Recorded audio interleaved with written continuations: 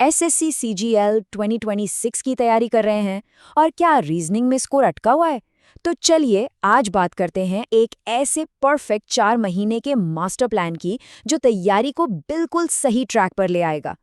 कोई फालतू की किताबें नहीं, कोई ओवरथिंकिंग नहीं, सिर्फ स्मार्ट प्रैक्टिस और सही एनालिसिस। तो चलिए सीधा मुद्दे पर आते हैं। अच्छा, एक बात बताइए, क्या रीजनिंग में स्कोर 25 से 30 नंबर पर आके रुक गया है? मतलब चाहे कितनी भी मेहनत कर लो, स्कोर आगे बढ़ ही नहीं रहा। अगर ऐसा है तो यकीन मानिए आज इसी प्रॉब्लम का सल्यूशन मिलेगा। हम इसी दीवार को तोड़ने की बात करेंगे। तो हमारा टारगेट क्या है? सिर्फ कट ऑफ क्लियर करना? नहीं, हमारा टारगेट है 45 प्लस। जी हाँ, 45 से भी ज्यादा स्कोर।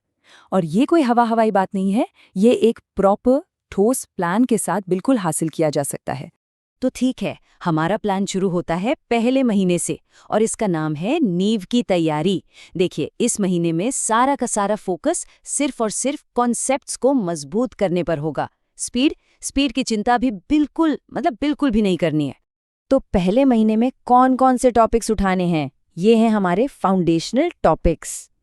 एनालॉजी, क्लासिफिकेशन, सीरीज, चाहे वो नंबर वाली हो या अल्फाबेट वाली, फिर कोडिंग डिकोडिंग, इसमें पुराने और नए दोनों पैटर्न देखने हैं, डायरेक्शन एंड डिस्टेंस और ब्लड रिलेशन। समझ लीजिए कि ये वो पिलर्स हैं जिन पर हमारी पूरी रीजनिंग की इमारत खड़ी होगी। और हाँ, एक बात दिमाग में एकदम बैठा लेनी है, पहले महीने का सिर्फ एक ही मंत्र है, स्पीड नहीं, सोचने का तरीका। सवाल सॉल्व कैसे होता है ये तो जरूरी है ही, पर उससे भी ज्यादा जरूरी है कि उस सवाल को देखकर दिमाग में सही लॉजिक कैसे आता है। हमें उस कैसे पर काम करना है। तो रोज करना क्या है? बहुत सिंपल है। रोज के 40 से 50 सवाल लगाइए, कोई टाइम लिमिट नहीं, कोई जल्दबाजी नहीं, और हर एक सवाल के बाद बस 1 मिनट रुककर खुद से पूछना है, भाई मैंने यही वाला लॉजिक क्यों लगाया, कोई और क्यों नहीं। बस यही सेल्फ एनालिसिस आपकी नींव को पत्थर जैसा मजबूत बना देगा। ठीक है, पहला महीना नींव बनाने में निकल गया। अब आते हैं दूसरे महीने पर, जिसका नाम है पैटर्न मास्टरी। अब हम गियर बदलेंगे।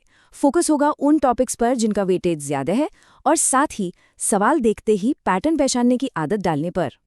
अब देखिए, ये वो टॉपिक्स हैं जो असली गेम चेंजर हैं।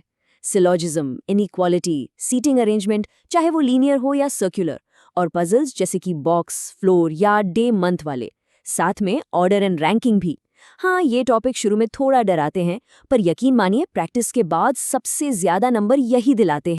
एक गलतफहमी दूर करते हैं।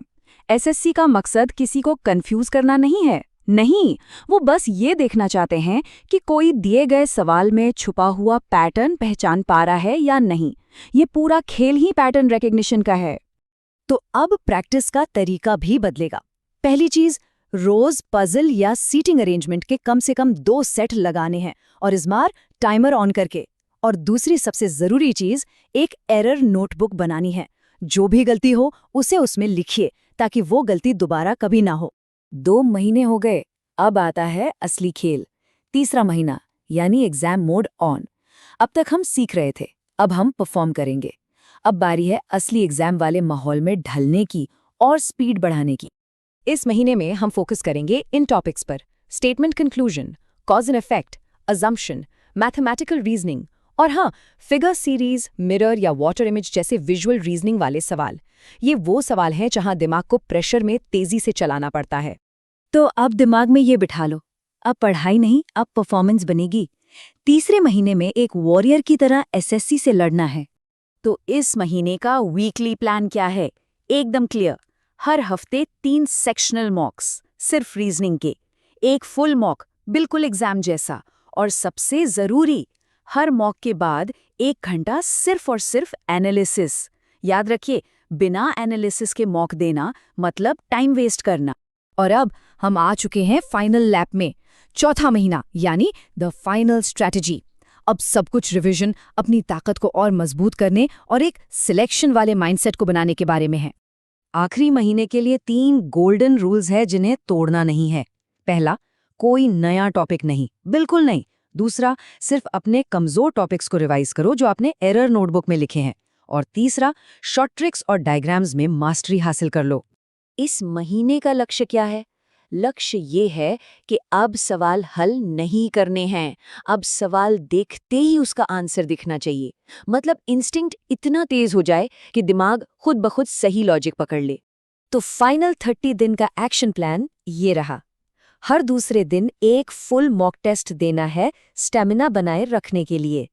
रोजाना 30 PYQs यानी पिछले साल के सवाल लगाने हैं ताकि पैटर्न दिमाग में छप जाएं। और एक बहुत जरूरी बात, मॉक में सिर्फ वही सवाल अटेम्प्ट करना है जिसमें 90% से ज्यादा श्योरिटी हो। देखिए, स्ट्रैटेजी तो हो गई, लेकिन किसी भी एग्जाम में, खासकर SSC CGL जैसे एग्जाम में, माइंडसेट का रोल बहुत बड़ा होता है। तो चलिए आखिर में बात करते हैं सफलता के माइंडसेट की। क्या करना है और क्या नहीं। अक्सर लोग गलतियां क्या करते हैं? मार्केट में जो भी किताब दिखी खरीद ली, पजल्स को देखकर डर गए, छोड़ दिया, और बिना एनालिसिस के धड़ाधड़ मॉक देते रहे। सही अप्रोच क्या है? अपने सोर्स लिमिटेड रखो, अपनी एरर नोटबुक को रोज रिवाइज करो, और ये याद रखो, शांत दिमाग ही सही जवाब तक ले जाएगा। तो अगर इस पूरे प्लान को ईमानदारी से फॉलो किया जाए तो रिजल्ट क्या होगा? पहली बात, अटेम्प्ट 25 में से 22 से 24 सवाल करने का कॉन्फिडेंस आ जाएगा। दूसरी बात, एक्यूरेसी, और वो 90% से ऊपर रहेगी। और जब अच्छे अटेम्प्ट और हाई एक्यूरेसी मिल जाते हैं तो स्कोर अपनी आप 45 से 50 के बीच लैंड करेगा।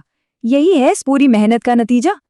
तो अब सवाल सिर्फ एक है, क्या रीजनिंग 50-50 के इस मिशन के लिए सब लोग तैयार हैं?